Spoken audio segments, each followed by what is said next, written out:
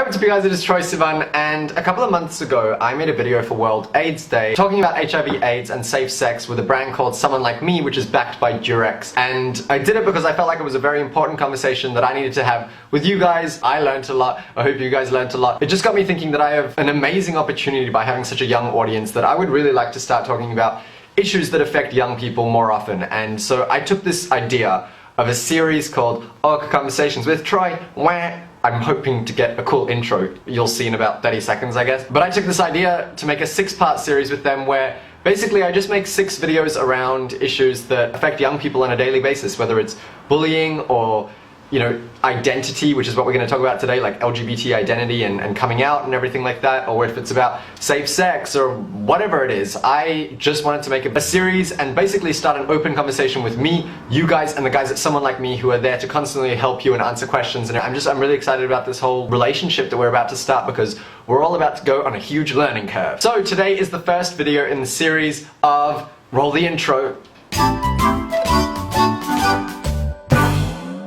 And today, as you can see by the title, we are going to be talking about basically coming out part 2. So obviously, like in 2013, I made my coming out video and it completely changed my life, and I get messages every single day telling me how that video has helped a lot of you guys come out, or just how it's made you guys feel a lot more comfortable about yourselves and everything. And I basically wanted to pick up where I left off and explain what happens after coming out, because I feel like not enough people talk about that, and there's basically a lot to say that I just haven't said on YouTube. First, let me preface by saying that coming out is 100%, without a doubt in my mind, the best decision that I've ever made in my entire life.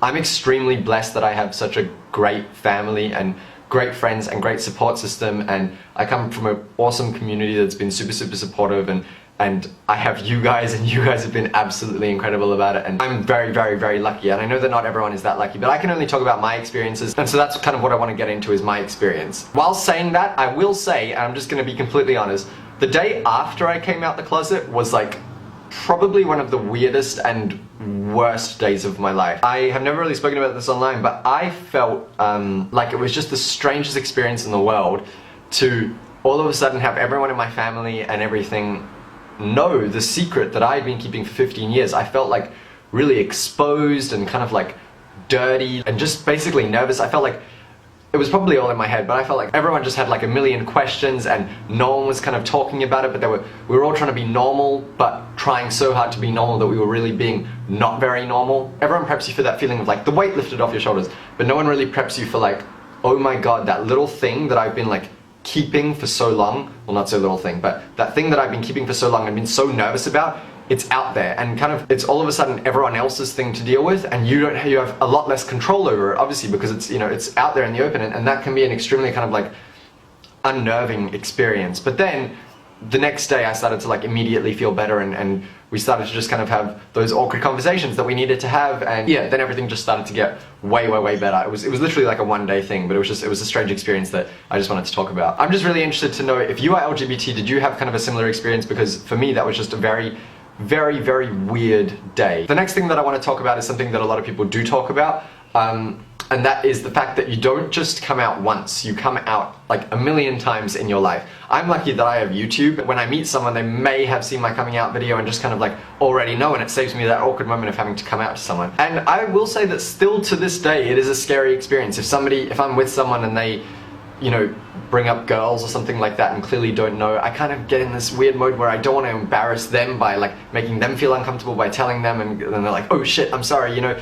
But at the same time I feel like I need to tell them because I'm nervous that they're going to maybe like put their foot in their mouth and say something like, you know, homophobic or whatever. So yeah, I come out pretty much on like a daily basis, especially writing songs. I go into the studio and we have to write songs, and like, how are they supposed to know? They don't know. So I'll be writing and I'll be like, yeah, and then the person broke my heart, and they'll be like, oh, what did she do, man? And I'll be like, oh no, well, I'm gay, so and it's an awkward thing, and you have to do it like a million times throughout your life, and I'd say I'm getting better at it. I'd like to think that I'm getting better at it, but it's still that moment of like my heart sinking, because you never know what the person's reaction is going to be. I'm definitely a lot better at it now than I was, you know, when I was 15. And also I learned like kind of casual ways. I'll be like, oh yeah, one time I went on a date with this guy that blah blah blah blah blah, and that's kind of like, they're like, oh shit, okay, he's not straight. Yeah, that's kind of a skill that I've learnt over the years, so I don't know if that's helpful to anyone. The final like thing that I want to talk about, and again, this is a conversation, I'm not talking at you guys, I really genuinely want you to use the comment section to talk to each other and to talk back to me. I'm very, very interested in this because I've only ever spoken to a couple of people about this, but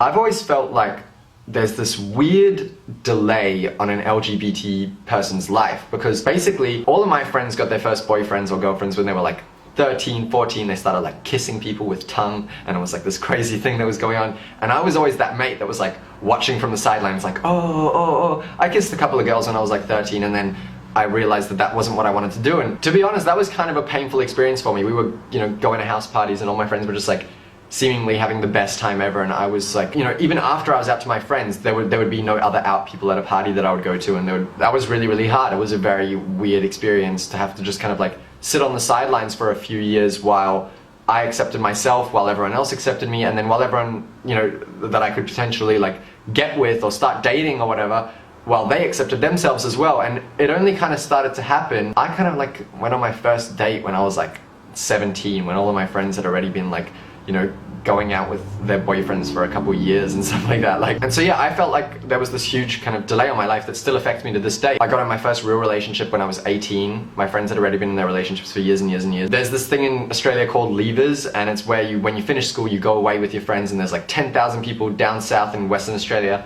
and it's just this big, pretty gross, teenagey hookup fest slash like have fun, basically.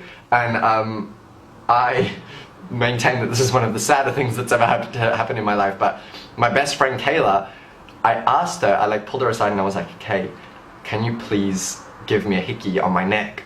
Because I'm so like embarrassed that everyone else was getting with people and was having all this fun and everything like that, and I just felt like I was completely like missing the boat. And she did it. She was so sweet, and I had a hickey on my neck for the rest of the week, and it made me feel accepted and made me feel cool. And you shouldn't need to have a hickey to feel accepted and cool, but that was just what I needed at the time. And I finally feel like I'm like catching up to people, but it's definitely something that still affects me to this day. So I want to know your experiences with that as well. If you guys could like, yeah, just use the comment section to tell me. That'd be awesome. But yeah, I think that is it. Again, let me reiterate that coming out was like the best decision that I've ever made, and I'm the happiest that I've ever been in my entire life. Please, please, please carry on the conversation in the comment section below. I'm also putting someone like me's links in the description, so you can ask them the questions that you're far too embarrassed to ask your parents or your friends or your teachers or whatever. Also, just let me know in general what you think of the series. This feels very, very good to me. It feels therapeutic. I'm enjoying it. I can tell that I'm gonna like this. Hope you guys like it too. Alright, cool. I love you guys so much, and I will see you next week. Bye!